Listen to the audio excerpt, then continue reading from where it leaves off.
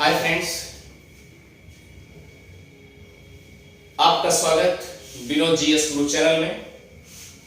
जैसा कि इसके पहले आपने सौरमंडल पढ़ा और सौरमंडल में सोलर सिस्टम में आपने बृहस्पति ग्रह को देख लिया और बृहस्पति ग्रह को देवताओं का शासक माना जाता है। तो शनि ग्रह को क्या माना जाता है? कृषि का देवता। कृषि का देवता, ध्यान दीजिएगा, कृषि का देवता किसे माना जाता है? शनि ग्रह। और बृहस्पति को देवताओं पर शासक करने वाला माना जाता है। ये भी याद रखिए। अब अगर आप पूछेंगे कहां मिलता है, कहां लिखा है, तो मैं किताब का नाम बता देना, माजिद हुसैन, डॉक्टर माजिद हुसैन। क्लियर? अब देखिए, सवाल ये नहीं, सवाल ये है, ये बुध है और ये शुक्र है और ये पृथ्वी है और ये मंगल है और ये बृहस्पति है और ये आपका शनि है। तो आप आकलन लगा लीजिए कितने नंबर पे, क्रम से कितने नंबर पर? 6वें नंबर पर, क्रम से 6वें नंबर पर। और बृहस्पति के बाद दूसरे आकार में यानी बड़ाई में कितने नंबर पे है? दूसरे नंबर पर है। आकार में दूसरे नंबर पर है। क्लियर? अब ध्यान दीजिएगा, पहली चीज, ये शनि जो है, हमने इसके पहले बताया था कि जितने भी ग्रह हैं सब सूर्य की परिक्रमा करते हैं। इसका मतलब ये भी प्लैनेट है, तो ये क्या करता होगा? ये भी सूर्य की परिक्रमा करता होगा।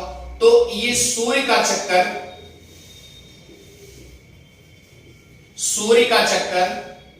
29.4 वर्ष में ये कंप्लीट करता है। और याद रखिएगा, अगर स्वयं अपने अक्ष पर चक्कर करेगा, घूर्णन करेगा, कितने में? अपने अक्ष पर क्या करता है? 10 घंटा 34 मिनट। और याद रखिए, जो घूर्णन करने की रफ्तार है वह 38 किलोमीटर प्रति सेकेंड, यानी 1 सेकेंड में 38 किलोमीटर का रफ्तार करती है।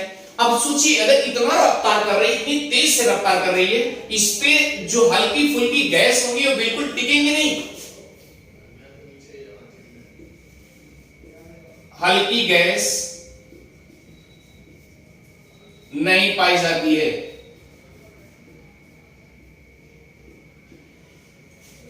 और ध्यान दीजिएगा, शनि एक ऐसा ग्रह है जो आकार में जो दूसरे नंबर पर है, मैंने आपसे बताया।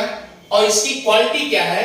इस पे 7 बलय पाए गए, छल्ले के रूप में बलय पाए गए। अब अगर बलय पाए गए तो बलय का नाम A, B, C और D, A, F, उसके बाद G। अब आप देखिए, ये जो 7 बलय है सबके, हमने आपसे बता दिया कि जो भी अगर बलय और ग्रह, उपग्रह यानी जो कुछ भी पाए जाएंगे तुरंत उसका नामकरण होता है। तो याद रखिएगा, 2009 में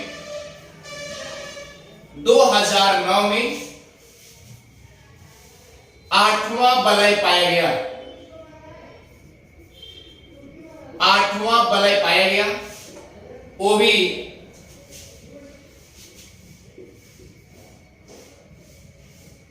एक पितिसर दूरबीन द्वारा देखा गया। तो वो 8वां बलय जो पाया गया।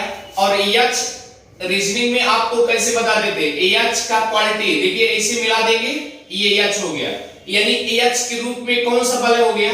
तो याद रखिएगा, एच ये जो 8वें के रूप में आता है, 8वें के रूप में जो बलय देखा गया किसके द्वारा? 2009 31 दूरबीन द्वारा देखा गया, और 8वें वलय के रूप में, 8वें वलय के रूप में देखा गया, जिसका नाम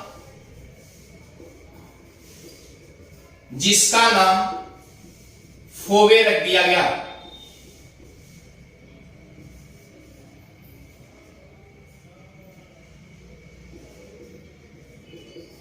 जिसका नाम फोवे रख दिया गया।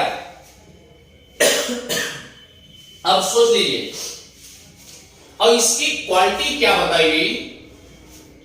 इसकी क्वालिटी ये बताई गई, जो ए वलय है वह सबसे बाहरी वलय है। अब सबसे बाहरी बता दिया गया, ए को सबसे बाहरी बता दिया, ए के बाद क्या आएगा? बी आएगा, और इसमें बी की क्वालिटी जो बताएगी, वह बी की क्वालिटी जो है यह बताएगी कि सबसे चमकीला वलय है।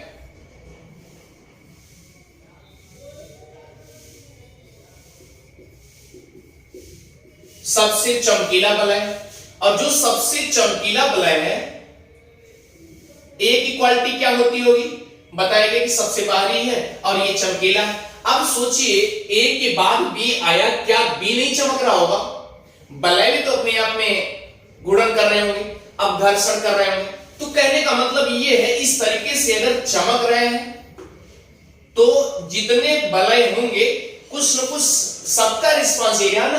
अब ये चमक रहे हैं, इसके बाद क्या होगा क्वालिटी, तो हमें करंटली जानना जरूरी है। तो कहने का मतलब हमने आपसे बता दिया कि ए वलय जो सबसे बाहरी है उसकी क्वालिटी क्या है? लंबाई में बड़ा है। और उसके बाद क्या है? छोटा आया। छोटा आया तो वो क्या करने लगा? चमकने लगा, और वो भी अपने आप में कर रहा है गुणन। तो इस तरीके से इसको उपमा दे दी गई कि क्या कहा गया कि भैया ये पीला ग्रह है। आप सोचिए, अब हमने आपसे ये भी बता दिया कि अगर ये 38 किलोमीटर प्रति सेकंड की रफ्तार से ये रनिंग कर रहे हैं, चल रहे हैं, तो इस पे हमने आपसे ये भी बताया कि हल्की फुल्की गैस बिल्कुल नहीं पाई जाएंगी। अगर हल्की फुल्की गैस नहीं पाई जाएंगी तो स्वाभाविक सी बात है कि इसका औसत घनत्व जो हो जाएगा कम हो जाएगा।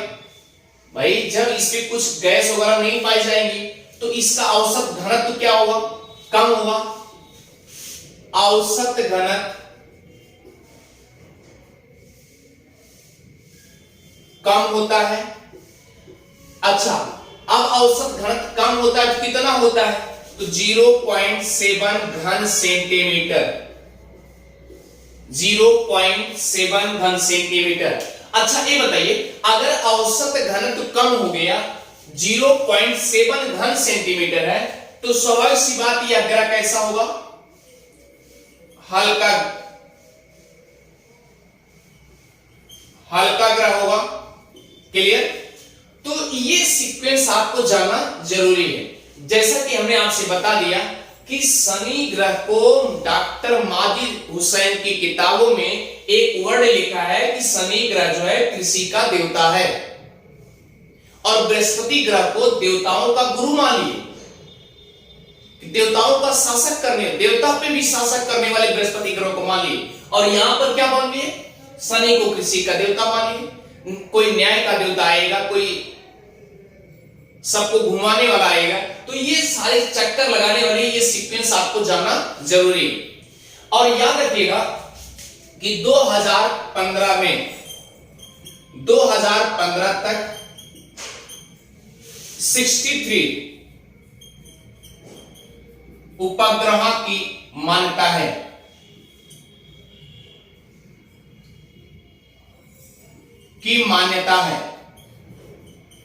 सर्टिफाइड में 63 सैटेलाइट को ही मान्यता दी गई है, यानी 63 सैटेलाइट सर्टिफाइड है 2015 के तहत। अगर 2015 63 सैटेलाइट है तो आप ये समझ सकते हैं कि इसमें सबसे बड़ा उपग्रह भी होगा, तो उसका नाम है टाइटन। टाइटन है। सबसे बड़ा उपग्रह, यानी कि शनि का सबसे बड़ा उपग्रह कौन सा है? टाइटन है। अब टाइटन की क्वालिटी क्या बताई गई? ये बताया गया कि बुध से लगभग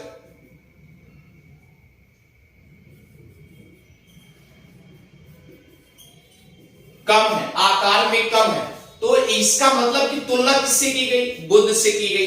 इतनी बात तो समझ में आ गई होगी। तो हमें लगता है कि आपको अच्छे से शनि ग्रह के बारे में अच्छे से आपको समझ में आ गया। सबसे पहले तो आपको यह जानना जरूरी है कि इस पे 7 वलय पाए गए और 7 वलय का नाम ABCD के नाम से रख दिया गया और ABCD की क्वालिटी भी बता दिया गया कि A जो है सबसे बाहरी है, B जो है सबसे चमकीला है। और याद रखिए, अगर चमक रहा है, चमक धमक रहा है, तो इसका मतलब अगल बगल जो भी वलय होंगे वो भी उसको भी चमका रहा होगा और घर्षण हो रहे, स्वाभाविक सी बात चमक रहे होंगे। तो ठीक है, इस तरीके से उन्होंने क्या कर दिया कि ये पीले ग्रह के रूप में दिखाई देता है। और दूसरी क्वालिटी उन्होंने क्या बता दिया कि जो इसकी घूर्णन करने की मतलब रनिंग करने की जो गति है वह 38 किलोमीटर प्रति सेकंड है, यानी 38 किलोमीटर प्रति सेकंड की रफ्तार से ये रनिंग कर रहा है। तो इस तरीके से शनि ग्रह के बारे में उन्होंने अपने को सब कुछ बता दिया। और दूसरा चीज ये बता दी है कि जो ये वलय के रूप में 8वां वलय खोजा गया, ये इसका नाम फोबे के नाम से रख दिया गया। हमें लगता है कि आपको अच्छे से समझ में आ रहा होगा। अगर आपको समझ में आ रहा है तो विनोद जीएस गुरु चैनल को सब्सक्राइब भी करते रहिए। Thank you.